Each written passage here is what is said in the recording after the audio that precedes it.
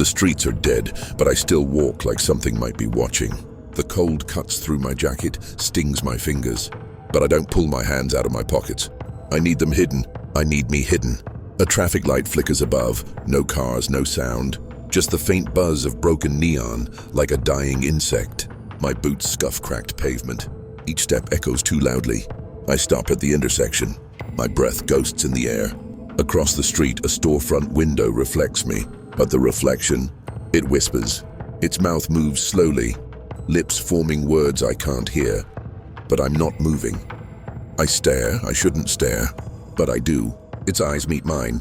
I blink, and it stops. I don't look back. I turn the corner and walk faster. I keep walking, but the air feels heavier now. The fog thickens, and I can barely see the next block. The silence presses down like a weight, and the sound of my boots on the pavement is too loud, too real. I turn into an alleyway, seeking shelter, maybe a moment of respite. But the alley is too quiet, too empty. I pause. Something feels off. My skin prickles. At the end of the alley, there's a figure standing in the shadows. A man or something like one. His body is motionless, his face obscured. I should walk away, but I don't. I take a step forward. The figure turns toward me, its face not a face, just darkness. A void where a face should be. I freeze. The alley closes in around me. The walls feel like they're breathing, pulsing. The shadow man doesn't move, but I can hear him, whispering. The words are clear, but they make no sense. They don't belong to this world. I turn and run, my footsteps echoing off the walls. I make it to a building, an old shopfront with broken windows. I slip through a shattered door, hoping for some relief from the cold. Inside, it's dark. The air smells stale, like something that hasn't been breathed in years. I flick on my flashlight. The beam cuts through the darkness, casting long, sharp shadows. Shelves are overturned, scattered across the floor like forgotten memories. A doll, a child's toy, lies face down in the corner, its eyes wide open, staring at nothing. The sound of my breath is too loud. I try to ignore it, but it feels like I'm not alone.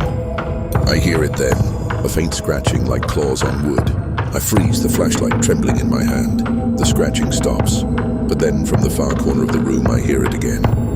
And this time, something whispers my name. I push open a door at the back of the room, finding myself in a hallway lined with old posters, peeling paint and broken lights. The air smells of decay.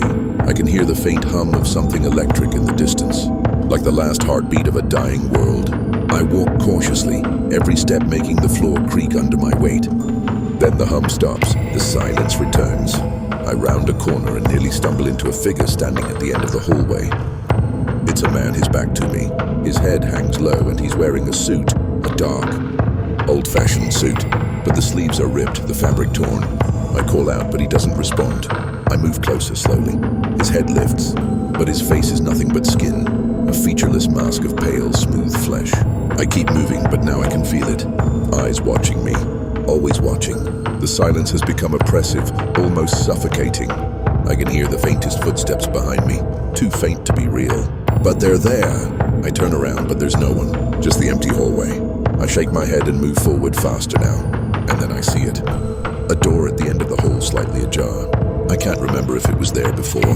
I step toward it and the floor creaks under me, but when I push the door open, there's nothing inside but darkness. I hear a voice low and cold. It's already too late. I step into the room. The darkness envelops me. My flashlight flickers, and I feel a chill on the back of my neck. I turn, expecting to find the source of the voice, but the room is empty.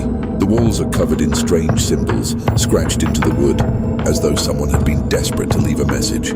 I take a step forward, my heartbeat quickening. Something shifts in the air. I feel it, a cold breath on the back of my neck. I spin around, but nothing's there. I'm not alone. The walls seem to close in as I walk. Each step feels like I'm sinking deeper into a void. The symbols on the walls pulse, glowing faintly in the dark, like they're alive. I stop. A low growl echoes from somewhere in the darkness. I spin around, but I can't see anything. The growl comes again, louder this time. I know it's not an animal. It's something worse.